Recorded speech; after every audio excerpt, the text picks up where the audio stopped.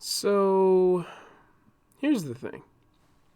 I've been a Ratchet & Clank fan essentially from the beginning, coming off of being a Crash mega fan and trying to maintain some sort of incomprehensible fidelity with Naughty Dog.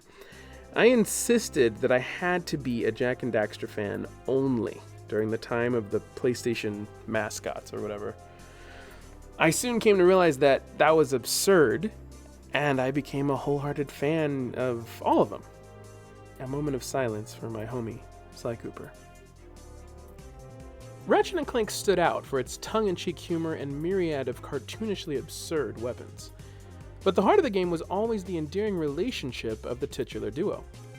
Despite the fact that Ratchet was a puzzlingly aggressive jerk, he quickly was replaced in personality and voice actor by the phenomenal James Arnold Taylor, who still plays him to this day. He's just a genuinely sweet guy who's an artist of his craft. The vlogs on his channel have the power to just brighten your day. Plus, he plays Obi-Wan Kenobi in Clone Wars. Yeah, the same guy who plays Ratchet plays Obi-Wan. And essentially all things animated Star Wars. Just go check him out when you're done with this video. Anyway, Ratchet and Clank are just video game staples. They never reached the levels of Nintendo mascots like Mario or Donkey Kong. The two of them have stuck around consistently, though, over generations of PlayStation games. And I, for one, am all for it. There are many discussions to be had, though, about the writing changes in the story over time. Ratchet and Clank used to derive so much humor from the cheeky, and that's been lost for a more general audience's sort of humor. It doesn't really do much for their personality. There's other videos that go over that gradual change. I'm not going to go over that here. But for my money, I wanted to discuss the idea of $70 for a Ratchet and Clank game.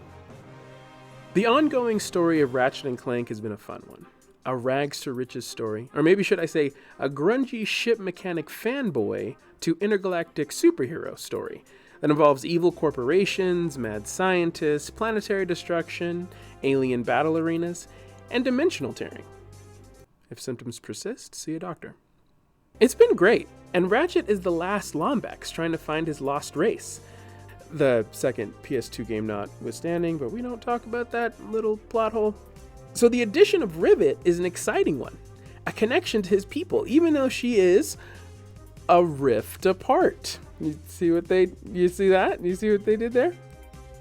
But with all these games and stories that I've loved, I mean, have any of the stories individually been $70 good?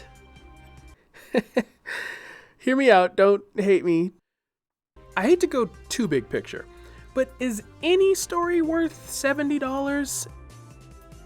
You might say, but Oliver, what about those huge open world games with hundreds of hours that I love so much? Those are worth it. That's you. That's what you sound like. No, I'm kidding. I value your opinion a whole lot, and you bring up a good point. I won't go too much into it now, but if you go into games for the story, like I generally do, with those huge games, do you get a story that's worth that much?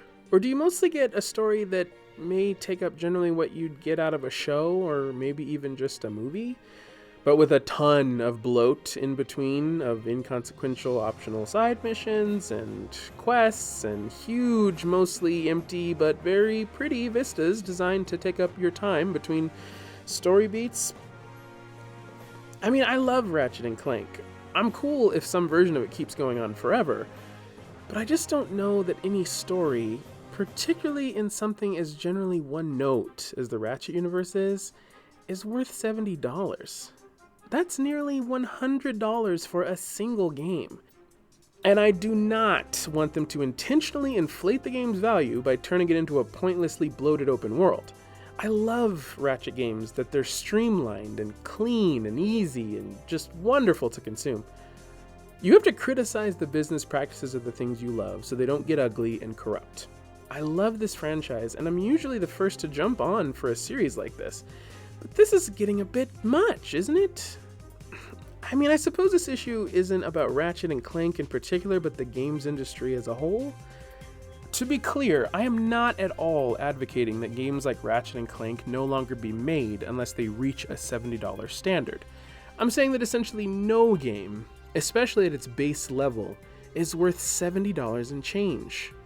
And a game like Ratchet & Clank, I feel, brings that disconnect between consumers' ability to pay for a new game and the worth of the game into stark reality. But if this is the only environment that we can get a new Ratchet & Clank game, I worry we won't be able to have nice things because they're too expensive.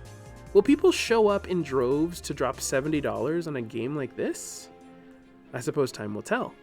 But if they don't, you know the industry will shut down all our hopes and dreams for games like this to exist.